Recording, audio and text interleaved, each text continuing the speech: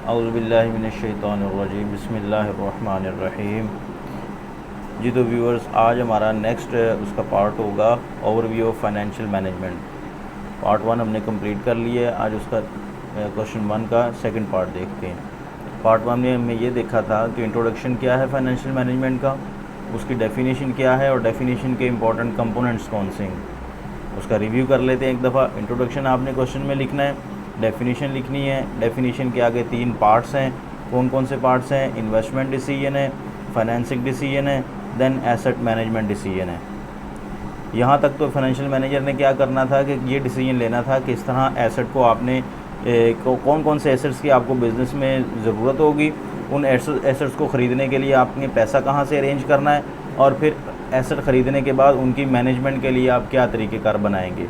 अब हम आगे देखेंगे कि ये सारा काम करने का उसको क्या मकसद था, उसका बेनिफिट क्या था, उसका मकसद क्या था। तो वो गोल क्या होंगे, गोल्स ऑफ अ फर्म या गोल ऑफ अ कंट्री। क्योंकि आप as a inspector inland revenue पढ़ रहे हैं तो आपने अपना गोल भी एज अ कंट्री का गोल आपने कंसीडर में रखना है। आपने जो भी इधर एग्जांपल कोड करनी है, जो भी एक्सप्लेनेशन देनी है आपने पेपर में, आपने कोशिश ये करनी है कि उसका जो कॉन्टेक्स्ट हो या उसका जो ओवरव्यू हो वो एक कंट्री के पॉइंट ऑफ व्यू से आपकी बात आप उस तक पहुँचे, एग्जामिनर तक। ठीक है, तो देखते हैं सबसे पहला गोल क्या है। Efficient financial management require the existence of some objective और goals because judgment as to whether or not a financial decision is efficient must be made in light of some standards। ये वो कह रहा है कि जो हमने पीछे डिसीजन लिए थे उनको हमने कोई ना कोई गोल अपने माइंड में सेट कर फिर वो डिसीजन लिए थे। अब जब वो गोल अचीव हो जाएंगे तो हमें पता चलेगा कि हमने वो डिसीजन कितने इफ़ेक्टिव लिए थे या वो कितने हमारे लिए एफिशिएंट डिसीजन रहे हैं। Whereas of common stock share give evidence of ownership in the corporation। अब जो बिज़नेस के अंदर ऑनर जो होते हैं उनकी ऑनरशिप को क्या चीज़ शो करती है, उसके शेयर्स शो करते हैं। शेयर से पता लगता है कि ये हमने ऑनरशिप के इंटरेस्ट को प्रोटेक्ट करना है। जो फाइनेंशियल मैनेजर का काम होता है कि ऑनर के जो शेयर्स हैं उसकी वैल्यू को बरकरार रखे, उसको क्या करे, प्रॉफिट मैक्सिमाइज़ करके दे। तो ये सारे गोल्स जो है ना फाइनेंशियल मैनेजर के अंडर आते हैं। Share holder wealth is represented by the market price per share of the firms common stock which in turn is a reflection of the firms investment, financing and asset management decisions. जो share holders की जो price होती है, share holder के जो shares की price होती है उससे उसकी वेल्थ का अंदाज़ा होता है। जितनी उसकी प्राइस ओपन मार्केट में बढ़ती जाएगी वो ये चीज़ साबित करेगी कि जो हमारी फाइनेंशियल मैनेजमेंट है वो बड़ी स्ट्रॉन्ग है, उसकी पॉलिसी जो है ना बड़ी स्ट्रॉन्ग आ रही है। इसी तरह अगर हम इसको कंट्री के कॉन्टेक्स्ट में डालें तो जितना कंट्री का जो आप कह लें कंट्री की जो है करेंसी, ठीक है, वो जितनी करेंसी स्ट्रॉन्ग होती जाएगी इंटरनेशनल मार्केट में, इसका मतलब उसकी जो फाइनेंशियल मैनेजमेंट है, जो गवर्नमेंट्स है, फेडरल गवर्नमेंट है, जो प्रोविंशियल गवर्नमेंट है, जो एनालिस्ट हैं, इकोनॉमिस्ट हैं, स्टेट बैंक्स हैं, जो ये सारे स्टेक होल्डर्स हैं जो मैनेजमेंट कर रहे हैं कंट्री की, उनकी पॉलिसी बड़ी स्ट्रॉन्ग है कि जो करेंसी रेट है वो इंटरनेशनल लेवल पे बड़ा हाई जा रहा है। पहला जो उसका गोल आ रहा है वो value creation. Frequently profit maximisation is offered as the proper objective of the firm. किसी भी फर्म का जो मेन ऑब्जेक्टिव है वो तो प्रॉफिट मैक्सिमाइजेशन है, ठीक है, लेकिन उसके साथ साथ वो कैसे प्रॉफिट मैक्सिमाइज कर सकता है वो देखते हैं। However under this goal a manager could continue to show profit increases by merely issuing stock and using the proceeds to invest in treasury bills। ठीक है, जो उसकी वैल्यू क्रिएशन आपने करनी है, या तो आप उसको प्रॉफिट ज़्यादा दे दें शेयर्स पे, शेयर होल्डर को, या फिर आपने जो हमने डिविडेंड पॉलिसी पढ़ी थी कि पे आउट अपना कम करें और कंपनी में दोबारा री इन्वेस्ट करके उसका इंटरेस्ट उसको और दे दें। इस तरह से भी वैल्यू क्रिएट की जा सकती है। For most firms this would result in a decrease in each honours share of profit that is earning पर शेयर। लेकिन इससे क्या होगा, जब आप री इन्वेस्ट करेंगे ट्रेजरी बिल्स में, जैसे पीछे उसने कहा कि अगर आप वैल्यू इंक्रीज़ करना चाहते हैं तो आप क्या करें, उनको पे आउट कम करें और दोबारा से वो री इन्वेस्ट करके उनको इंटरेस्ट की सूरत में पेमेंट करें। मैक्सिमाइजिंग अर्निंग पर share therefore is often advocated as an improved version of profit maximisation. ठीक है, तो इसीलिए आपको चाहिए कि आपको इम्प्रूव्ड वर्जन लें कि जिससे आपके शेयर होल्डर भी रिटेन करें आपके कंपनी में, और अगर जो रिटेन कर रहे हैं वो सेटिस्फाइड हों कि आपकी जो प्रॉफिट मैक्सिमाइजेशन पॉलिसी है वो अच्छी है। However, only maximization of earning per share is not fully appropriate goal. Financial manager manage the frequent earning। ठीक है, वो कह रहे हैं कि सिर्फ अर्निंग पर शेयर ही इसका गोल नहीं होना चाहिए कि आपने एक शेयर होल्डर को अपने को एक दिखा दिया है कि जी हमने आपके जो पैसे रुके हुए हैं वो हमने फ़लानी जगह पे इन्वेस्ट कर दिए हैं, अब वहाँ से आपको अर्निंग आएगी। वो कब आएगी इसका कोई पता नहीं, ठीक है, या वो आएगी तो बहुत देर बाद आएगी। तो इस तरह भी फाइनेंशियल मैनेजर को नहीं करना, अर्निंग देनी है, बजाय इसके आप उसको कहेंगे 5 साल बाद आपको 1 मिलियन रुपीज़ मिलेगा अपने शेयर होल्डर को, या आप एक पॉलिसी बना के दे दें। तो कुछ शेयर होल्डर तो इसको प्रेफर करेंगे जो फाइनेंशियल स्ट्रॉन्ग होंगे, लेकिन जो बिज़नेस में आए ही इसलिए थे, कंपनी शेयर ख़रीदे इसलिए थे कि हमें फ्रीक्वेंट अर्निंग होगी, बार बार मंथली या एनुअली हमें रिटर्न मिलेगा, तो वो लोग फिर आपकी इसको पॉलिसी को अडॉप्ट नहीं करेंगे। तो फाइनेंशियल मैनेजर को अपने जो है ना शेयर होल्डर्स को मद्देनज़र रखते हुए पॉलिसी को बनाना पड़ता है। Value creation consists not only profit maximization earning per share but also the increase the market price of share। दोनों चीज़ें उसे मद्देनजर रखनी है, मार्केट प्राइस ऑफ शेयर भी उसकी इंक्रीज़ हो और जो प्रॉफिट मैक्सिमाइजेशन पॉलिसी है वो भी बरकरार रहे। The market price serve as a barometer for the business performance. It indicates how well management doing on behalf of its share holder.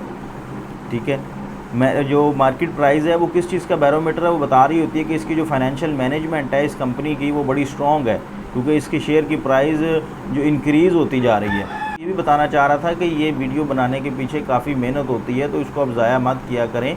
अगर आप ये MCQs पेपर क्लियर करके यहाँ तक आ गए हैं तो आप बहुत खुशकिस्मत हैं। ये जो मैं जिस बुक से पढ़ा रहा हूँ वो मैं आपको दिखाना चाह रहा था, ये है फाइनेंशियल मैनेजमेंट की बुक।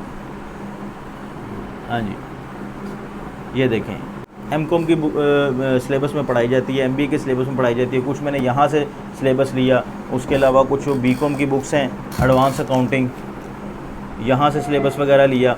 तो सारी जगह से डाटा कलेक्ट करने के बाद जो है ना ये फिर मैं एक डाटा निकालता हूँ। तो इसको आप ज़ाया मत किया करें, इसको दूसरों तक भी शेयर करें ताकि अगर किसी का भला हो तो बेहतर है। For the improvement of value creation, a management should continuously review the investment, financing and asset management strategies।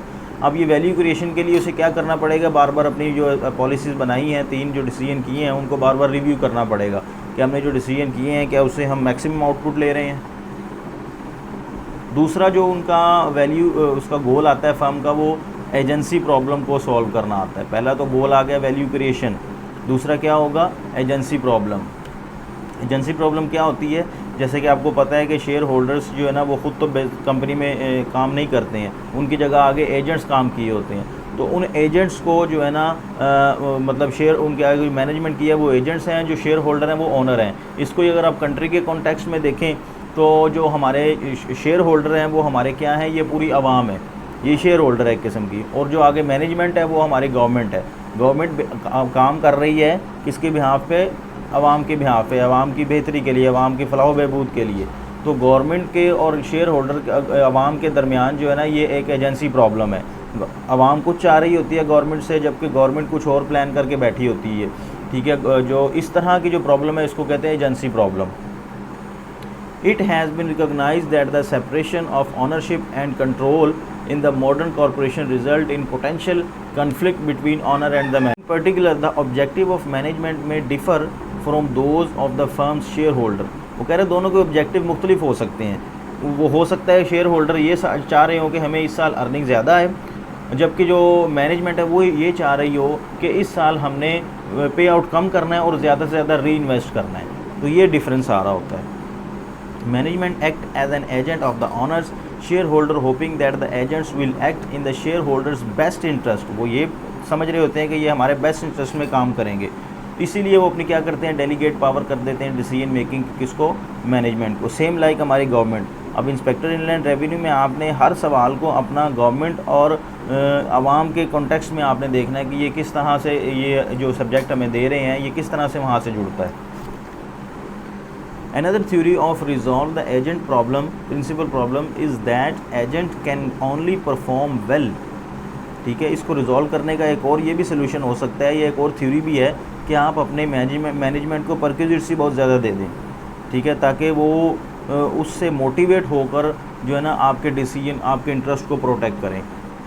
Can only perform well if the principal provide them incentive like stock options, bonus, perquisites and only it is the agent monitor. ठीक है, जब आप अपने management को अपना share holder का कुछ option दे देंगे, स्टॉक के कुछ ऑप्शन दे देंगे, तो फिर उनका इंटरेस्ट भी आपके इंटरेस्ट से मिलता जुलता बन जाएगा, क्योंकि अब उनके पास भी वही चीज़ है जो आपके पास है। तो ये भी एक थ्योरी है कि आप उनको as a shareholder consider कर लें, उन्हें कुछ शेयर्स की ऑप्शन दे दें। Monitoring is done by bonding the agents, systematically reviewing management perquisites, auditing financial systems and limiting management decisions। आप मॉनिटरिंग कैसे कर सकते हैं? बार बार उनको रिव्यू कर सकते हैं, उनको क्या ऑडिट कर सकते हैं, उनके फाइनेंशियल स्टेटमेंट्स का ऑडिट करवा सकते हैं, और उसके बाद उनके जो डिसीजंस हैं उनको लिमिटाइज कर सकते हैं। तीसरा जो उनका गोल आ रहा है वो कॉर्पोरेट सोशल रिस्पॉन्सिबिलिटी का, CSR। अब फाइनेंशियल मैनेजमेंट का काम सिर्फ ये नहीं है कि वो सिर्फ अपने ओनर्स को ही प्रोटेक्ट करती रहे, शेयर होल्डर्स के शेयर को ही प्रोटेक्ट करती रहे, उनको प्रॉफिट मैक्सिमाइजेशन देती रहे। नहीं, जहाँ पर वो कंपनी एग्जिस्ट कर रही है उसके जो स्टेक होल्डर्स हैं, जो उससे जुड़े हुए हैं, ठीक है, उनको उनके इंटरेस्ट को भी प्रोटेक्ट करना, ये भी फाइनेंशियल मैनेजमेंट का काम है। जिस तरह अगर आप इसको कंट्री के कॉन्टेक्स्ट में डालना चाहें तो हमारे जो स्टेक होल्डर हैं कंट्री के, वो क्या हैं? हमारे नेबर्स कंट्री हैं, वो हमारे स्टेक होल्डर्स हैं, जो हमें लोन प्रोवाइड कर रहे हैं, जो हमें एड्स वगैरह देते हैं। जिस तरह ये CPEC का जो अगर ये मंसूबा देखें तो इसमें चाइना जो ना बहुत ज़्यादा इन्वॉल्व है। तो हमने सिर्फ ये नहीं देखना कि CPEC से कि हमने किसको फ़ायदा हो रहा है, हमने ये भी देखना है कि जो उससे स्टेक होल्डर जुड़े हैं उनका इंटरेस्ट कैसे प्रोटेक्ट किया जाएगा। तो इसको कहते हैं corporate social responsibility. Maximising shareholders wealth does not mean that management should ignore corporate social responsibilities। social responsibilities कौन सी होंगी? such as protecting the consumer, consumer को प्रोटेक्ट करना है। अब चूँकि बुक है तो बुक में उन्होंने ज़्यादातर कंपनी का ही डाला हुआ है, तो आपने कंपनी के रेफरेंस से ही आंसर देना है, लेकिन आपको इसका दूसरा एस्पेक्ट पता होना चाहिए कि ये दूसरा एस्पेक्ट इसका कंट्री टू नेशन क्या होगा। Protecting the consumer, paying the fair wages to employees, maintaining fair hiring practices and safe working conditions, supporting education and becoming involved in such environmental issues as clean air and water। ठीक है, ये वो चीज़ें हैं कि जिसको एक financial management का ये रिस्पॉन्सिबिलिटी है कि वो इन चीज़ों के इंटरेस्ट को भी प्रोटेक्ट करे, सिर्फ एक साइड ना देखे, स्टेक होल्डर्स को भी देखे। It appropriate for management to consider the interest of the stakeholder other than shareholders. These stakeholders include creditors, employees, customers, suppliers, communicates in which the company operates and others। ये वो लोग हैं जो stake holders की category में आ सकते हैं। तो ये एक छोटा सा आज का टॉपिक था, मैं चाह रहा था कि आपको ये कन्वे कर दूं ताकि आपका ये क्वेश्चन कंप्लीट हो जाए। अब तक हमने जो कंप्लीट क्वेश्चन कर लिए हैं उसमें एनालिसिस हमने देख लिया फाइनेंशियल मैनेजमेंट में, उसमें हमने ये देख लिया है, ये अभी ओवरव्यू हमने कंप्लीट कर लिया है। तो बस इंशाल्लाह नेक्स्ट जल्दी वीडियो आ जाएगी, तो आप तब तक के लिए अपना ख्याल रखिएगा। अल्लाह हाफ़िज़।